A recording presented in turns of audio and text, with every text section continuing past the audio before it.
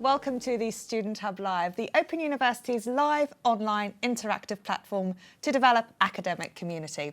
My name's Karen Foley and I'm a lecturer here at the Open University, and in tonight's discussion we're going to be joined by George Kinder, who is the father of life planning and who has recently written the book A Golden Civilisation, The Map of Mindfulness. And George was met by Jonquil and later by Alan, who are both economists at the Open University. And so, in the spirit of having discussions, as we often do, we thought we'd have tonight's session. So, George, how are you finding your tour so far, promoting your book? It's wonderful. I'm here for a few weeks and also to the Netherlands, and been promoting it all over the States as well. Brilliant. Yeah. And Jonquil, you're an economist at the Open University here. Can you tell the audience a little something about you?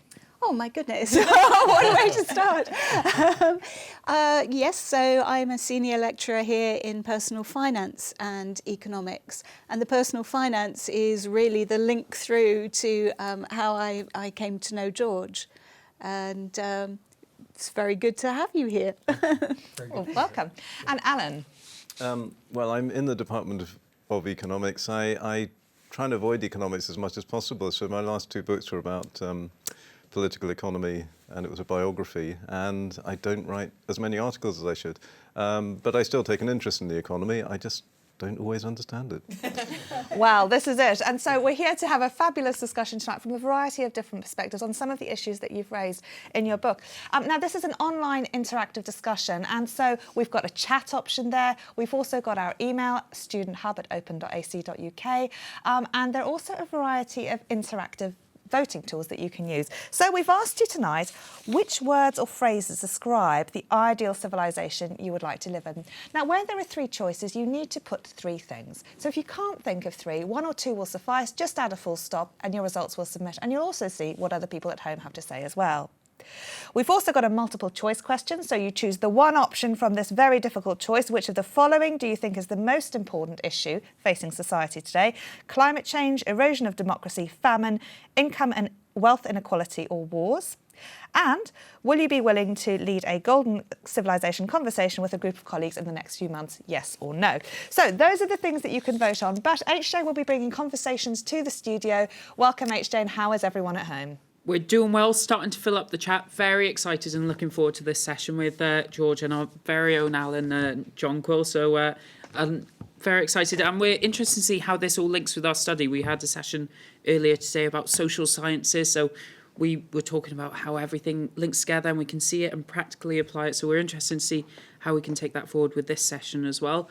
As always in the chat, anything goes, your thoughts, comments or questions. Our lovely guests would love to hear them, so definitely put them to us. And if you want to connect in other ways, you may want to email us, studenthub@open.ac.uk, or we're on Twitter as well, @StudentHubLive. And any thoughts, comments or questions through those means, we'll be happy to put them to our guests. Absolutely, HJ. And the Faculty of Arts and Social Sciences, not just in economics, but in international politics. We've been discussing various issues to do with climate change, inequality, wealth, etc. So these are all very topical issues. And while we've all read your book, George, many of our audience won't have. So I'm hoping that we can sort of start at a very grassroots level, because these issues are relevant to everybody, no matter what they're studying right now and no matter at what level they're at. So I wonder if we can start by looking at this whole topic of life planning as a milestone.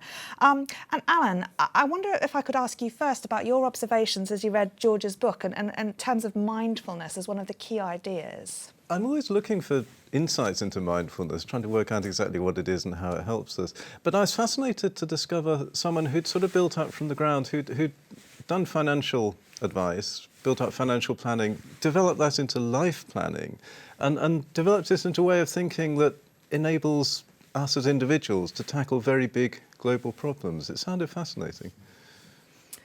No, exactly. And it's a very big jump as well from some of the studies that we've done in economics, isn't it?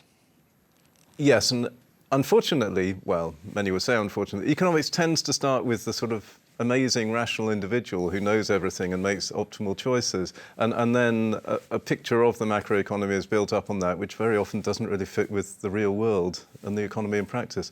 But it's very hard to ignore the individual. So we're always looking for how do we look at the world from an individual perspective and at the same time understand the world as a whole, how it all fits together, and how action taken by individuals can actually produce the kind of world we want. So this Golden Civilization is a rather innovative approach to doing that, and that's why we're interested. And while you're interested in a very theoretical level, Alan, Jonquil, you're more interested in the financial planning aspects, the more practical side of things. So can you tell us about how this appealed to you? Right, well, I wouldn't say that I'm more interested. I think what impressed me about the book is just how many of today's issues you touch on, the things that are wrong, obviously, with climate change, but democracy, inequality, all these issues that we and our students are looking at in all of our social science modules here. But, of course, you know, I know your work from the financial planning side. So you're called the father of life planning because you basically took financial planning from being a sales process to being something deeper, didn't you? And I can see how you've then sort of built on that method when you're looking at how we can tackle these big social issues. So in a way, to understand what you're doing in A Golden Civilization, it might help if you explain what you did with financial planning, with Evoke and your 3 questions. Yeah? All right. Yeah, great. Thank you, Jonquil. Well, it's built upon life planning. The way I think of the book is that A Golden Civilization is a way of life planning civilization. What is life planning? In the financial world, when I came into the work as a financial advisor, which was what I did, the main thing that people did was they sold product, basically. And you'd get them from a broker, or people would call themselves financial advisors, but they really weren't advisors at all. They were really salespeople. And the other place where the industry came from was from regulations, and so law. So the service that was given was not one that really addressed the client, who the client was. And when I came in, my first thought was that this is all wrong. This is just, and so I began to deliver for my clients and then form a structure that could be taught and has been taught all over the world of actually putting the client first. And it brings great listening skills in. It looks at what the client aspires to and then delivers it. The process that we're known by is known as Evoke. And Evoke is an acronym for 5 phases of the process of advice. And the first phase is listening. Everything is based on really listening, which is very different from sales, because you're mainly trying to sell a product. And what we do is we mainly want to listen and hear who the client is that they really want to become. And that the second letter of Evoke is V, and it means vision. So we move toward a vision with the client. And in the process, we build a vision with them that is so inspiring. It's unique to them, but it's so inspiring to the client that they can't say no to it. They are energized by it, which is one of the things we're trying to do in civilization as well. It then means that any obstacles, so is Evoke as obstacles, are easy to deal with because there's so much energy that's been created. So my thought was, after doing this for 30 years, training people all over the world in this, was that if we can excite clients in this way and solve client problems so that they're actually living a life of great meaning and great energy, why can't we do it for civilization? So that we're actually crafting a vision that works. Yeah, it sounds great. It sounds ambitious, I have to say. I think actually sort of picking up on what you were talking about mindfulness, how does that come into the whole process? Because that seems a little left field almost. Well, you know from reading the book that one of the ways that I think about education is that we need to educate for wisdom as much as for knowledge. And the great thing about mindfulness does a number of things. The main thing that people don't realize about mindfulness is that it's all about listening. That's all that it really is. What we do in mindfulness is we listen inside ourselves. And then there's a particular way that mindfulness operates that ends up with two results, and the results are inevitable if you practice mindfulness well. One is that you become much more energized, much more alert. There's actually studies, I don't know if you've seen this, but there's studies where people taking the exams for getting into university or into graduate school, that they score anywhere from 15 to 30% better after just 6 weeks of study of mindfulness. So it makes the brain sharper and quicker, but it also deepens one into what I think of as wisdom. It brings virtues to bear. So there's a couple of really wonderful studies about this. One of them was done by Daniel Gilbert and Matthew Killingsworth. Gilbert has the most popular course at Harvard, and it's on happiness. And what he did was he created an iPhone app, and he gave the app to people in 80 countries all over the world. And what the app did was that you got pinged several times a day, and when you got pinged, you had to answer 3 questions.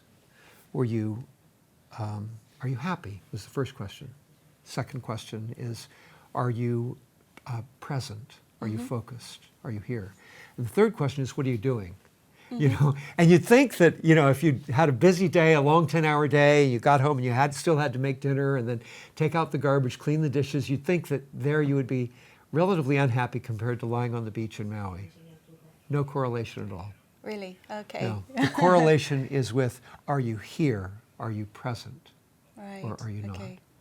So, so mindfulness brings us present so that we can actually engage actively and alertly in the world. It increases your focus.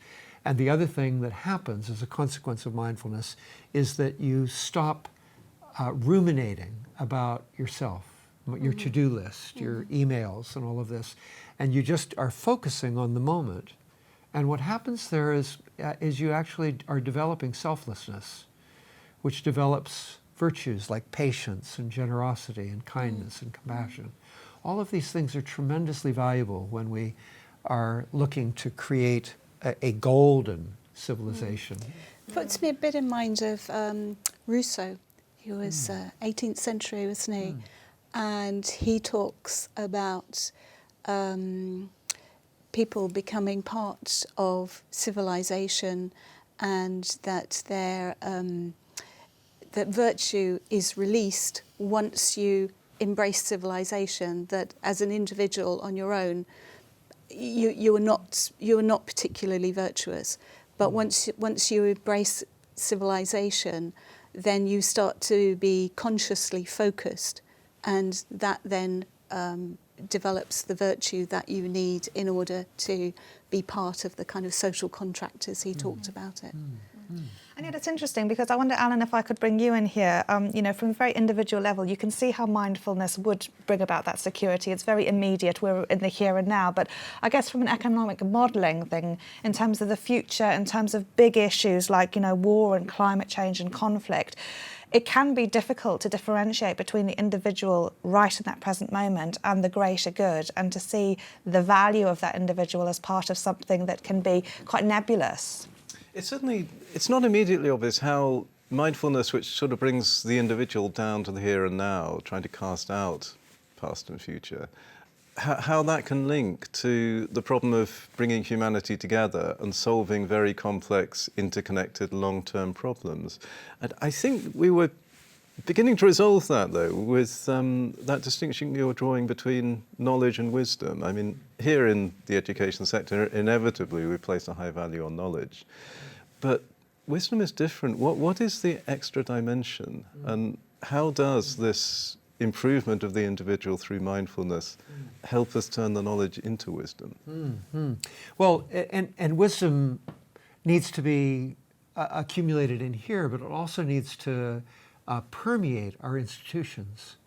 One of the things that, if we look at the the state of civilization right now, one of the things that we're all concerned about, we're concerned about climate change, we're still concerned about nuclear war, we're concerned about wars in general, famine. A lot of these things could be called, in economic terms, negative externalities of inevitable consequences, but not intended consequences of our economic system, which is based on self-interest and capitalism primarily.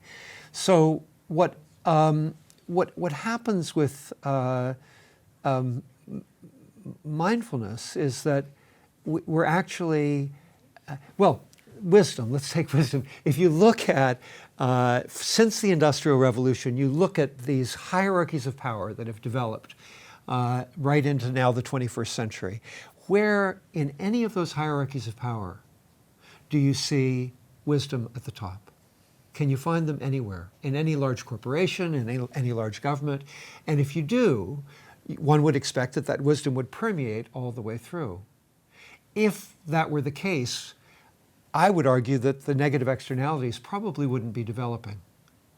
But what's happened is that instead of wisdom at the top, we find self-interest. And we find this, and the self-interest of a large corporation is not what Adam Smith thought when he was talking about a lot of self-interest working together to create an efficient economy.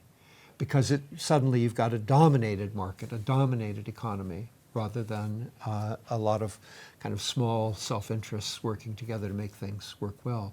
So if wisdom were built into, number one, into each of us through our education, and at the same time we found a way to build it into the institutions, and I think that's an equal challenge, I think we would be well on our way toward creating a golden civilization.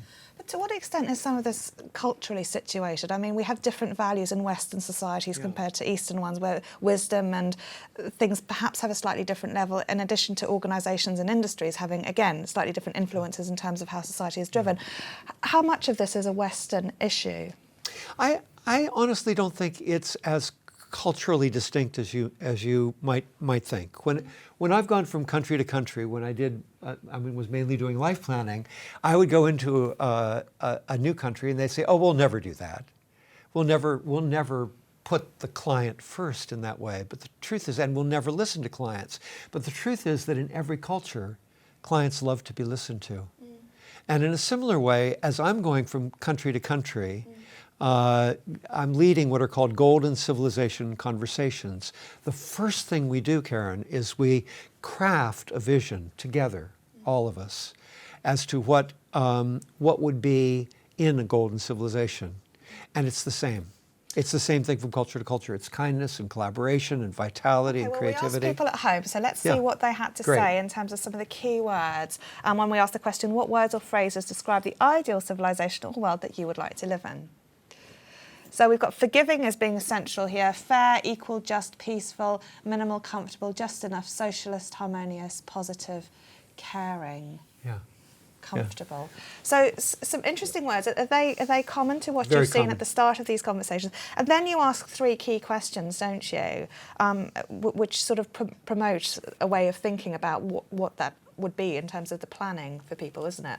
Do you mean back to life planning, the three questions I ask in life planning? Yeah. Yeah, in life planning, as we mentioned, the practice, in financial planning, the practice has been about selling products. And what life planning is about is putting the client completely first. And to do that, one of the things that I did was I invented or created three questions. The first one's really just about money. What if you had all the money that you need for the rest of your life? What would you do? And the second one is, if you discover that you only have 5 to 10 years left to live, what would you do? How would you live your life? What would change? The third one is if you only had a day left. It's not what would you do, but if you suddenly discovered that you were ill and you only had a day left, what did you miss? Who did you not get to be? What did you not get to do? And it turns out that it's in that third question, which is a life or death question, that meaning comes up for people. And that is the question that usually drives a financial plan. It's very different from, I want to retire at age, 62. I want to have, £1 million or whatever. I want to have, whatever it is. It's not money driven. It's driven by meaning. And that's what the world should be driven by. And do people then say, in terms of those meanings, things like, having greater equality, having, things that are sort of latching onto the areas of civilization that you'd like to see in the future? Or are they intrinsic to that person, like, I wish I'd married the love of my life or gone and done this, that or the other?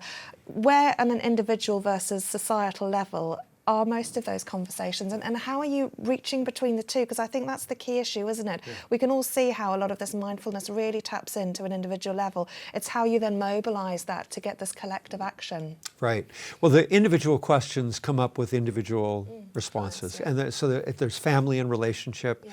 There's creativity, wild creativity. There's spirit or values come up, community, and then care for the planet. Those are the 5 top things that come up. And so you can see there is some interaction then. I mean, the care for the planet is fairly obvious, community is fairly obvious. But what we've done in addition, often with clients from these life planning communities, is brought clients together to look at the community issue themselves and to ask them, what would be a golden civilization? I think what we've found now, it's not just the climate, but people are very troubled right now in Western civilization. And so to bring the community together, even where there are differences, as we find in all of our cultures, polarities, we bring them together and ask them, what would really make things wonderful?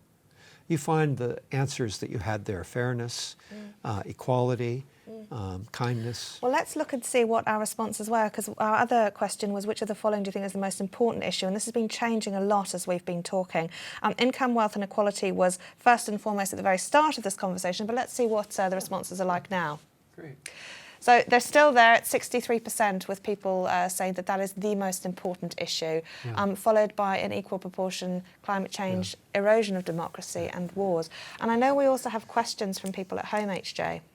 Yeah, so there's quite a few good questions that we'd like to put to George. Amber has a great question. She said, as an economist, are you using ideas that people will buy into and are palatable to the current Western society, such as mindfulness? As an economist, do you have an idea that people will buy into this? I think that was Eastern societies, was it?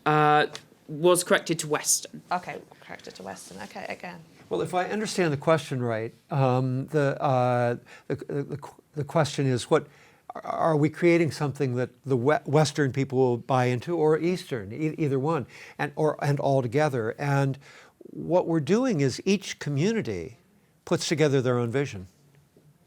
And we're going, I mean, what I've done is I've written a book that is hopefully inspiring for anyone who reads it to begin to think about and think outside the box as to what would, enough already of distrust and cynicism and polarization. What would be a golden civilization? What would be an ideal civilization? Let's go for it. And so my book is meant as a resource, but then we have these conversations that we're going into community after community with, and we're asking each community to design their own golden civilization. And what's been fascinating is that they've come up pretty much with the same vision in each, whether it's Eastern, whether it's Western, whether it's poor, whether it's well-to-do. And because our human values, our human virtues are very much the same from one culture to another. And what we want in a golden civilization is something that really respects those virtues and gets down to the deepest and most important part of us. I mean, the thing that I would ask is, we can get a Cassini satellite out to Saturn's rings, and it gets exactly there. There's no question the trajectory is aimed for Saturn's rings. But in terms of civilization, do we have a trajectory? Do we know where it is that we're going? NASA has a term for that perfection of trajectory, and that term is integrity. Where is the integrity in our aim for either democracy or for a golden civilization? And my argument is that it's time to do that. Given what's happening with climate change and what's happening with autocracy and democracy, it's time to make that difference, to make it happen. I think, though, surely a question has to be the vision. may be common across Yes. all these conversations, but is operationalising that vision. And I know with your integrities, you've actually identified 7 integrities, haven't you? But there's one that's paramount, and that's freedom. Yeah. That I find quite troubling because freedom for one person Yes. doesn't necessarily respect the freedom of other people. Yes. I mean, we see that, for example, with social media, don't we? Right, Where right. somebody's freedom of speech actually is very damaging to, Yes. to somebody else. Yes. And as an economist, I have to say, you know, resources are scarce. So one person's freedom to use resources is denying somebody else's freedom. Right. So, I mean, there seems to me a paradox here. Can we really have freedom for all? How would that work? Yeah. So there are several ways that I think of it, Jonquil, and a very, very, very good question. One of the ways is that in life planning, as you know, we stimulate a passion to live one's life authentically. And everybody who goes through life planning does that. They execute on that for themselves. To me, that's freedom. And if you ask people who've gone through it, I think they would say the same thing. So there are different kinds of freedoms. You're talking about resources. There's also a freedom that comes from mindfulness. We know from thousands of years of looking at studies of contemplative activity that the more people do, and there are countless studies now coming out in science, the more mindfulness work that people do, the more free they feel inside of themselves. So there's these 2 different kinds of freedom. And then there's the resources. And I'll add one more thing. I think one of the most unusual things that I've done in this book is propose a new way of thinking about time and space. When we talk about resources, we're thinking largely about time and space. We're thinking about the past and the future, accumulating past from our efforts in the past and saving them and applying them in the future. And if you see maps of time and space, you see they're all chopped up, maps of time and space into a grid-like nature. Freedom. Let's think about this for a moment. If I were to ask you if you've ever had an experience of freedom in the past, as I ask many audiences, it's a trick question. And everybody raises their hand and say, yes, I've had experiences of freedom. And the answer is no, you haven't. Nobody has. None of us have ever experienced freedom in the past. The only time we've experienced freedom is in the present moment. So what I propose in the book is really shifting our economics from being largely grid-based and time and space-based to really focusing on what is the meaning of the present moment. If we were to shift economics to the present moment, what does that look like?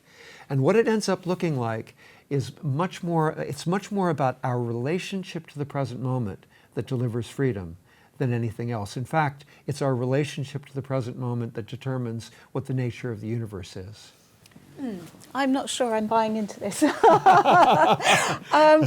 Doesn't the context actually shape that moment? Well, it So can. somebody who's in poverty, ill health, surely is not going to experience freedom in the moment in the same way as someone who has a more privileged life. Well, certainly so. And I mean, one of the ways, when you're talking about freedom, one of the ways that I think about freedom in terms of those resources that you're focused on is that in A Golden Civilisation, and I think you see this in the answers that Karen has drawn forth from the audience, what we want is much greater equality. We want an opportunity for ourselves.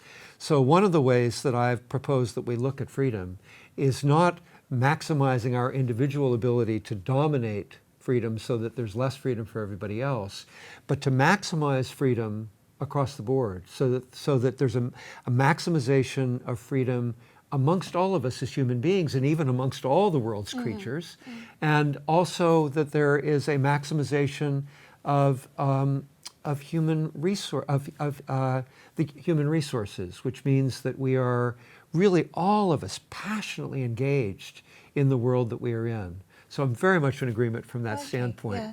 I think one of sort of trying to operationalize this a bit. I think Great. one of the suggestions you have, which resonates a lot with our students because we study it in DB 125, You and Your Money, and all sorts, is universal basic income. Yes.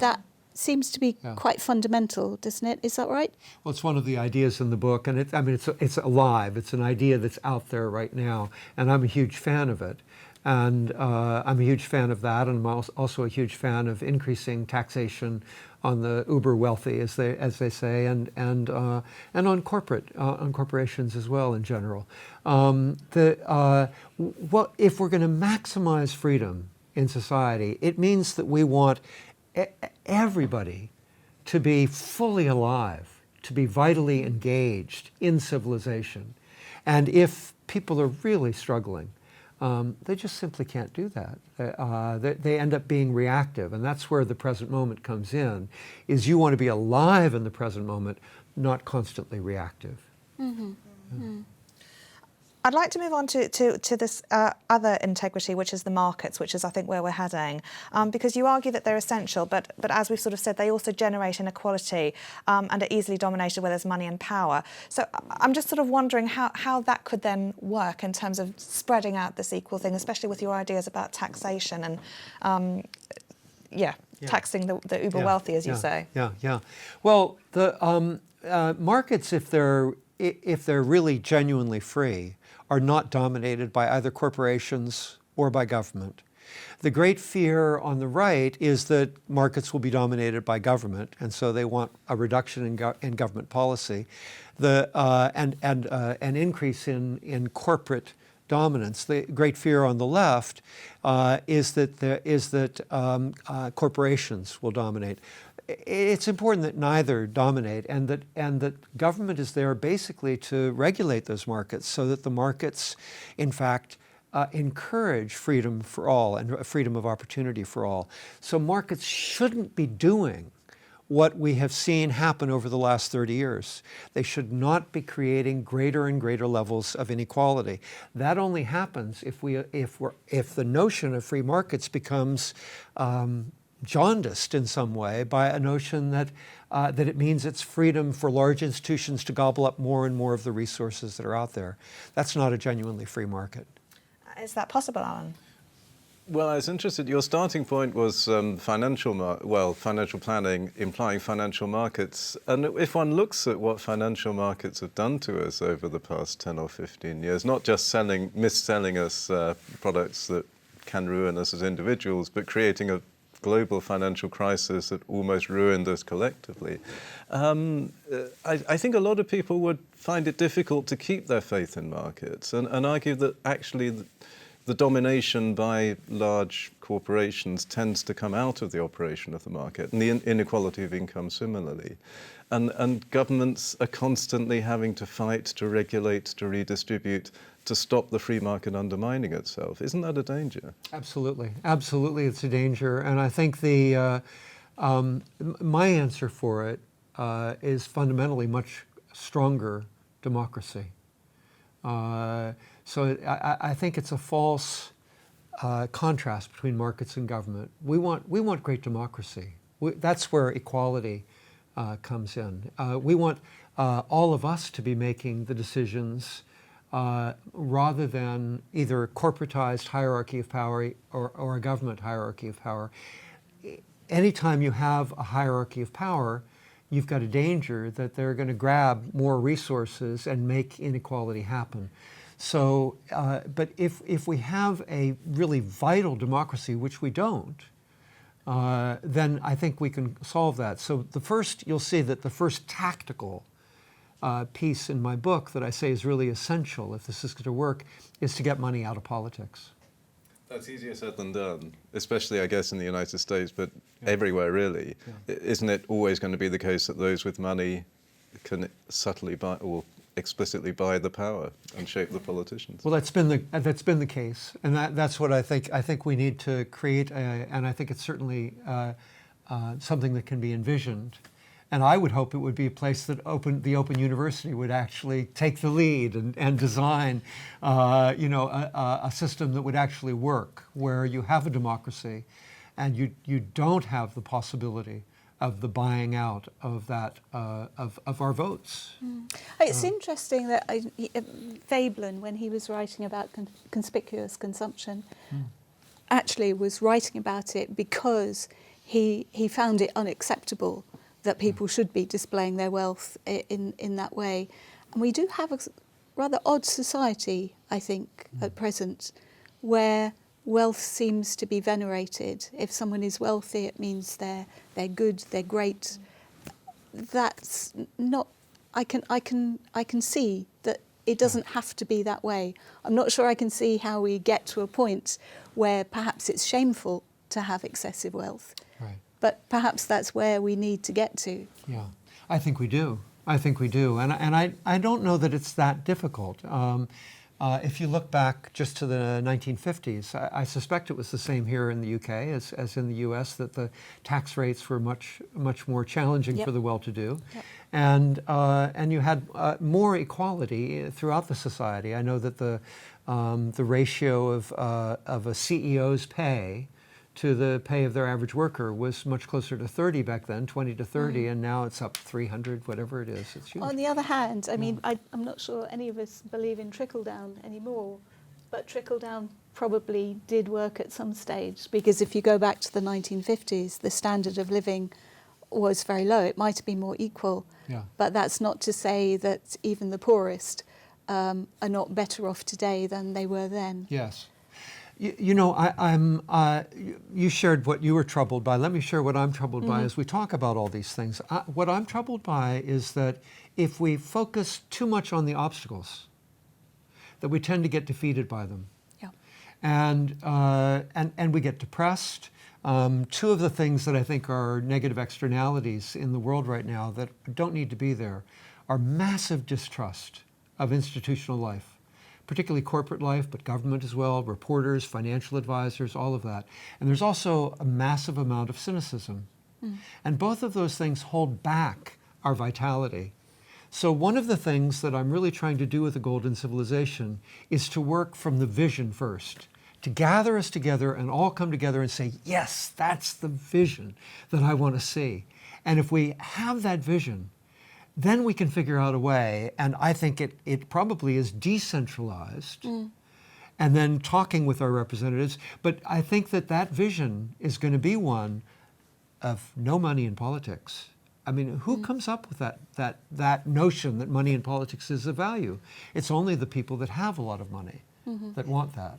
So I think if we really gather together and strengthen the democracy through participative democratic conversations, that we can make this shift. Now, your idea is on this direct democracy, which is a very practical outcome. Yes. Can you talk us through how you think that works, and in particular how you think that through direct democracy we can effectively influence the type of leaders that we might be able to have to shape some of these from the top down in addition to the bottom up? Yes, well, I think it's both direct democracy, and it's also about our education, bringing more wisdom into our education, bringing more listening skills into our education, bringing more communication. And a lot of that's happening already. It's very exciting what's happening in education.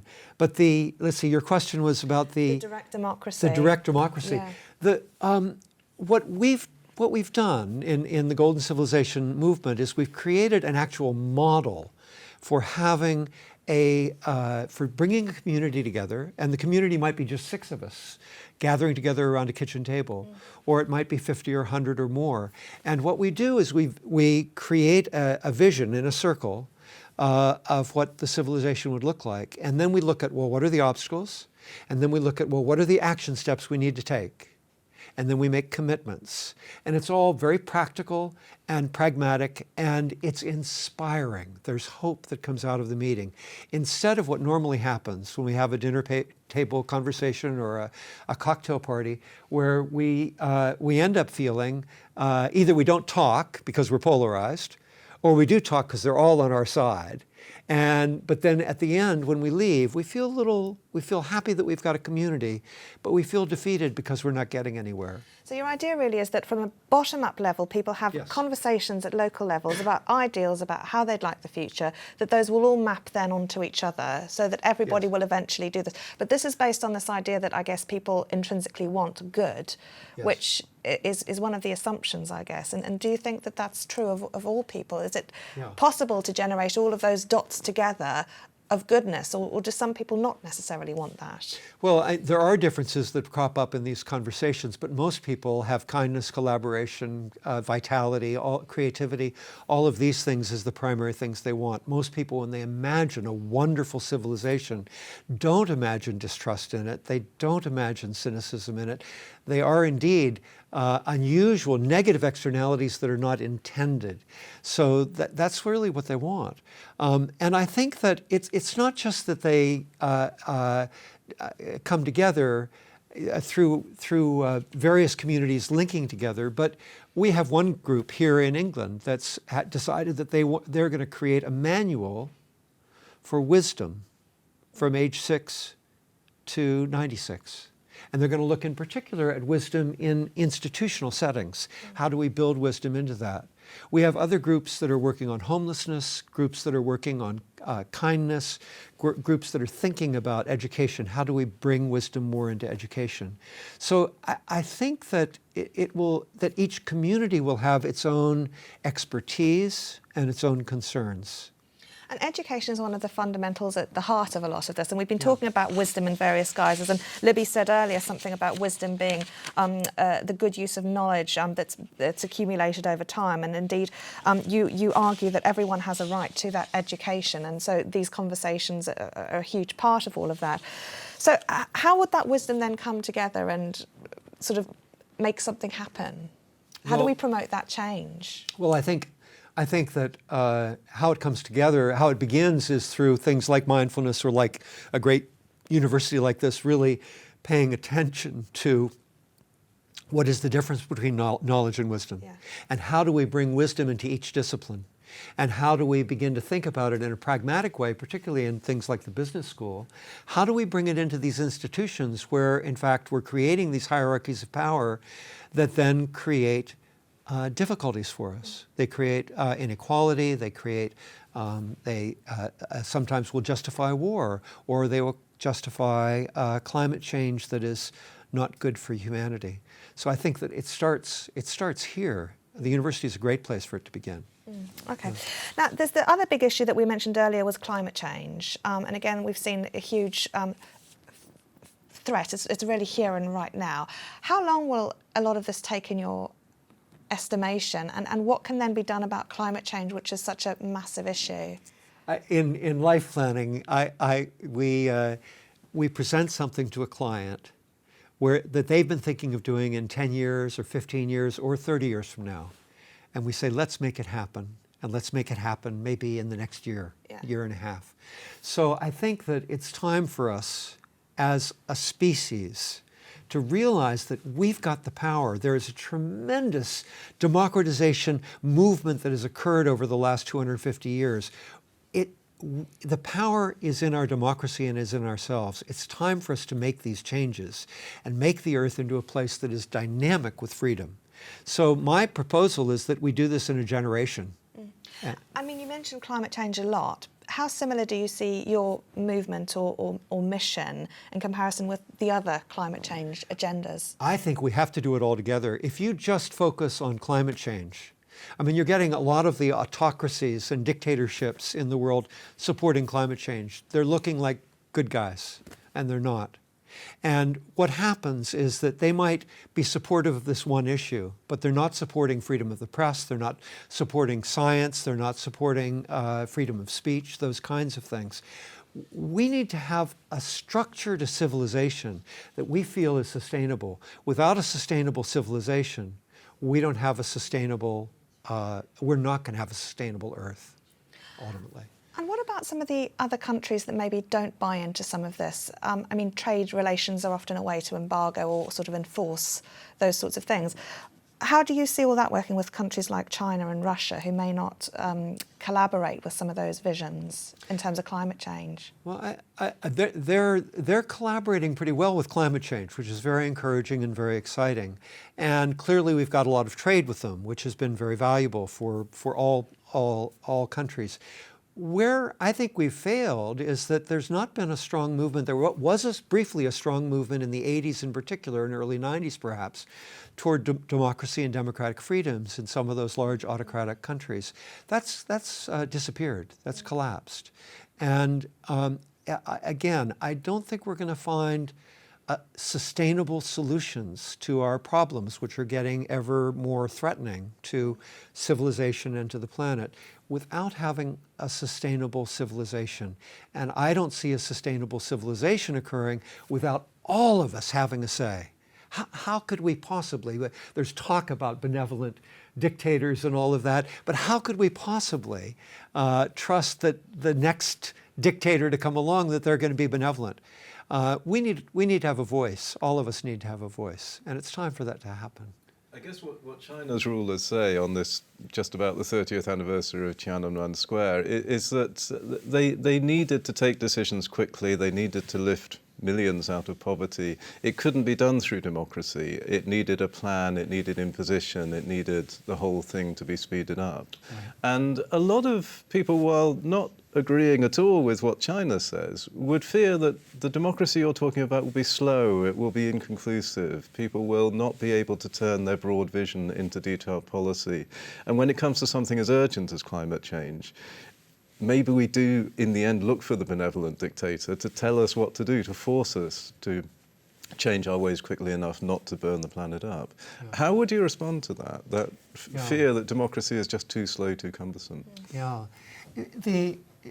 Clearly, we went through, you guys went through a tough time here in World War II, World War I, where you had to get mobilized and had to do it very, very quickly. You had a democracy. The democracy did not lose its values, although during that particular time of crisis, there were laws that were passed here as well as in the States that where one questions, would question, would we actually come out with democratic systems? So there's clearly an argument in tough times that we need a stronger hierarchy of power to make decisions. If you look at where the problems are coming right now, we've got the planet Earth and then we've got autocracy. The planet Earth is something that pretty much everybody on the planet agrees, except the oil companies and the people that have great interest in the coal and oil and all the rest. So I think that if you have a strong democracy, we'd be making the right decision, and our representatives would be empowered to actually deliver that. Do you think that works at the individual level? I mean, a war is a kind of tough situation that's imposed from the outside. To tackle climate change, we've almost got to create the tough situation internally. So there are a lot of people, I think, who would say, yes, we must tackle climate change, but no, I'm not going to give up my gas central heating. How do we get people to embrace the kind of sacrifice that's probably needed in the developed world if climate change is to be contained across the whole world, particularly if simultaneously we're trying to tackle the inequality between the different parts of the world? There seems to be some tough questions there that need resolution. So I'm of the mind that when you have a great crisis like World War II was here, that pretty much people pitch in. When it's made, the decision is made to make it happen, pretty much people pitch in. I think that's the same with climate change. But what we find is that not only do we have to get money out of politics, we also have to get money out of media, because the media makes a lot of those decisions for us. They raise those choices and go, you don't want to lose, you don't want to pay that extra amount. And I'm not sure that would come up nearly so much if there weren't a lot of money going into those opinions. But how much more do we need in terms of a threat with climate change? I mean, it's everywhere. Yeah. The threat's very real. There's so much scientific evidence to say action must be taken. What will it take before that threat is as real to encourage action as, say, a war? Well, if you can buy the media, which was what has happened in America, and if you can diminish kind of the freedom of the press and diminish their real focus on both fairness and democratic values, it could take forever. So that's why this is a terribly important thing, I think, for the climate change community to link with democracy movements everywhere to make it that we have a sustainable planet. HJ, how's everyone at home? We're doing well. There's loads of great comments and questions in the chat as well. And I think Amber's got a really good one about the just the prevalence of media and advertising as well. We can go out and we're constantly bombarded, whether it's the TV, the news, whether we're looking at our own phones, if we're travelling on a bus, anything. There's media influencing us and our decisions and maybe not focusing us in the right way, more towards consumers. And Caroline said she did an assignment on the influence of media 30 years ago when she was doing her essays, and it seems it's just forever ongoing, and there's not really change in the culture of media as well, which I think are really good points. Yeah, fantastic point. Should I? Yeah, go for it. Media occupies a major place in my book. It's something that we really haven't thought a lot about, and yet you go back to Montesquieu, where he talked about media as being the fourth estate, and that's something that we're aware of, but we don't really honor it in that way. And journalists are not quite as disrespected as politicians or as financial advisors, but they aren't respected very much. We need a media that really stands for our values, democratic values, and we need the science and investigative reporting. Advertising is a major problem, and we've allowed advertising to take over the media, so that even if you get great articles on what real financial advice is and should be, you still get bombarded with the product companies' opinions of what financial advice is, and it's not really what is best for the consumer. So this is an important area that we need to address, and as a democracy, we can address it. But if we allow forces of power, hierarchies of power, and money to dominate media, it is not the fourth estate. It is really doing the service of the large industry. Yeah. Caroline says that she read a quote once, which was that a cancer is spreading and is wasting the world, and mankind is now the disease. So I'd like to move from the negative to the positive and ask, one of the things that you do, George, is you provide some very clear-cut guidance in terms of actions that people could take, including these conversations, and things that they could do. So I wonder if you could sort of fill us in terms of what steps people might want to take and how you would encourage this change. Yes. Well, there are many actions that I encourage in the book. So read the book. But what are they? Well, certainly getting money out of politics and money out of media is a very important one. But in terms of actually how do you do that and how do we bring wisdom into society, I think there are three things that I would say would really benefit immediately and enormously. And that is, if you don't meditate, do. Actually practice mindfulness, because that will automatically bring more selflessness into your own engagement in the world. If you do meditate already, meditate twice as much. So that's one thing. The second thing is get life planned. Go to a financial person or do it online. You can actually get life planned online for free. But put your life into a place of passion, where you're actually doing what you really are passionate about doing in the world. And if you do that, what's going to happen is that entrepreneurial energy will rise all the way through society. So much more innovation will occur than we're finding right now, when innovation is primarily the property of the well-to-do. And the third thing is participate in democracy. And if you can, join a Golden Civilization conversation, and do it periodically, so that you're actually engaging in a democratic way, and not just voting whenever the votes are given to you, but actually get engaged in a community that is inspiring, that is hopeful, and is optimistic. Okay. Now, I wonder if I could then ask you, Alan and Jonquil, having listened to some of the things that George has been saying, we can see the mindfulness and the positive aspects of that very clearly. How convinced are you that some of these actions will have a bigger impact in terms of society and the economic future, and also climate change and those sorts of other areas that George is quite keen on influencing? Well, it's interesting. There are some other authors like Ian Goff, who wrote Heat, Need and Human Greed. It's something like something along those lines.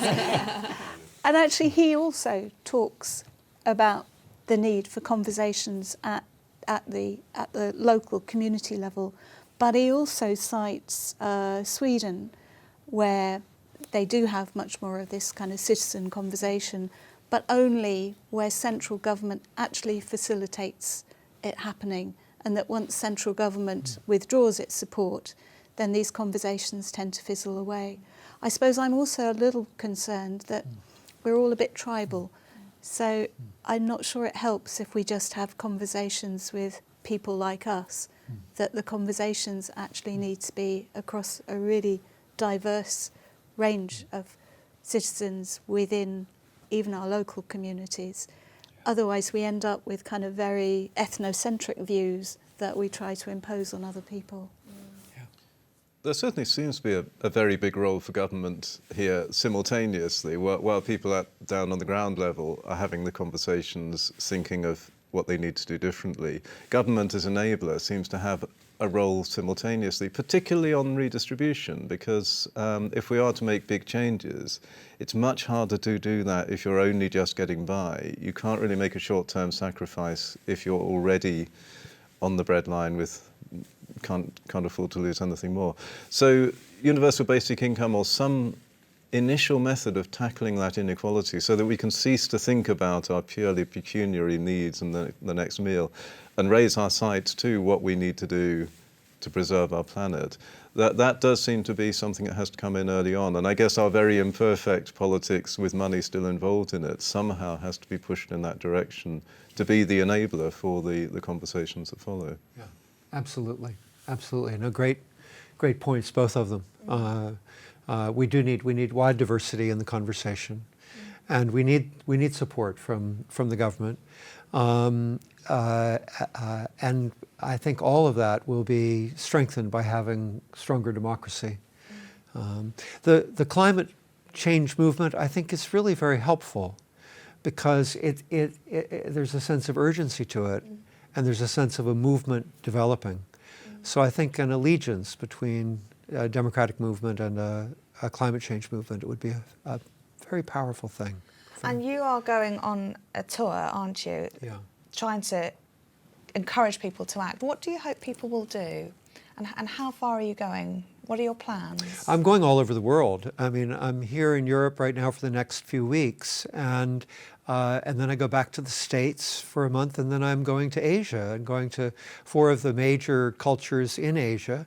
I anticipate returning to Asia again after this. This is just a setting up of the conversations. So what I'm trying to do is to get the fundamental idea that it's time for us to get together and make the vision, and then for all of us to gather together and say, we want this. It's time. Let's make it happen. Brilliant. HJ, how's everyone at home? Any final comments or questions? We've got quite a lot of good comments and questions as normal. Libby had a great idea about wisdom, because we've been talking about that a lot. She says, I would say wisdom is the good use of socio-cultural knowledge, which one has accumulated. However, what is considered good use is open to interpretation, which I think throws up a lot of problems and a lot of questions about what we've been thinking. How is it interpreted? How is it very subjective as well? And Amber says as well, has the threat of increased tax on wealthy caused more money to be transferred to other countries and their companies? Can we really increase the tax of the wealthy if they always find a way out? And we've had some points about Switzerland as well, one of the examples that although direct democracy may sound great, it has created a type of voter fatigue where people just become a little fatigued by the fact that they're being asked all the time and they want to defer decisions to someone else. So a lot of really good points in conversation coming up here. And one from Gary about more transparency. Yes. So Gary's talking about how countries and society should be more transparent, and that will help us. If everyone's transparent, then there's nowhere to hide, essentially. Fabulous. And also lots of talk about educating children at a young age, Yes. and inspiring those values from, again, a younger... Yes. Yeah. Yeah, I think that all the questions are just great, and inspiring kids from the very beginning. We really need to do that. This question of money moving, if we raise the taxation, we need to take on tax havens. We can do that. This is not rocket science. This is doable. It's just, do we have the will to do it? And it's not about the government again. It's about us. It's about democracy saying we want to do this. And it's time that we make it happen. In terms of wisdom and the different definitions of wisdom, I mean, I have I think a very deep definition of wisdom. I understand wisdom as being here. Being here. I mean, you can understand wisdom as transforming suffering into wisdom, but I think it's really about understanding the present moment. I keep coming back to that, and that's almost esoteric, but it's very profound. Wisdom is about the mastery of the present moment and the impermanence that surrounds it. And this is something that can be cultivated from a young age and deepened and developed. Selflessness is something that accumulates. There's a wonderful set of studies that have been done on mindfulness. The most recent book on this was by Daniel Goleman, who wrote the book on emotional intelligence, and Richie Davison. And it's called Altered Traits. And it describes exactly how there is an accumulation of various virtues that come from a mindfulness practice. So we can develop that as human beings. We are not cursed to be arrogant, self-centered, totally self-interested.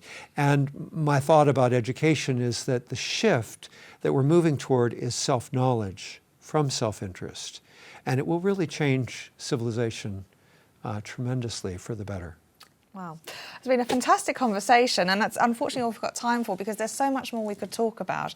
But Alan Shipman and Jonquil Lowe, and of course George Kinder, thank you so much for a very inspiring conversation, and very, very interesting the way that you've captured something so present and something also so far forward into the future. So very interesting. All the best for what you're doing. It's truly fantastic, and you're certainly on a mission. Thank you all for watching tonight, and thank you for HJ for feeding all those questions into the chat. Amber says that all of this will come in very handy for her essay writing.